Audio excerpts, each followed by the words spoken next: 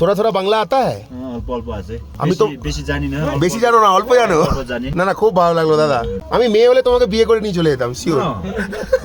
পাহাড়ের মানুষগুলির মুখে বাংলা ভাষাটা শুনতে কিন্তু ভারী মিষ্টি লাগে, কি বলো? হ্যাঁ, এই মনোজদার মানতী ভ্যানরূপী ফুডকার্টটিকে আজ তোমাদের সামনে তুলে ধরি চলো। সান্দাকপু শেরপা চালের লজের ঠিক উল্টো পাশে এই দোকানটি আমার নজরে পড়েছিল। आपका नाम क्या है? मेरा वही तो मनोज। मनोज का धावा। मनोज का चलता हुआ धावा। कितना साल से लगा रहा है भैया यह? ये आपका हो गया 6 साल। ये थोड़ा सीजन डाउन है, इसलिए सिर्फ मोमो है अभी तो, वरना वो जितना भी आइटम है ना बाहर सब मिलता है। कौन सा जगह है? संदाकफू ना? संतकपुर। अभी बर्फ गिरने वाला है बाहर, सुबह 5 बजे से अच्छा, वो रात में 8 बजे। Black coffee 40 rupees, milk coffee 50 rupees. ये चिकन वाला है ना? चिकन वाला ये 100 का। और भेज वाला?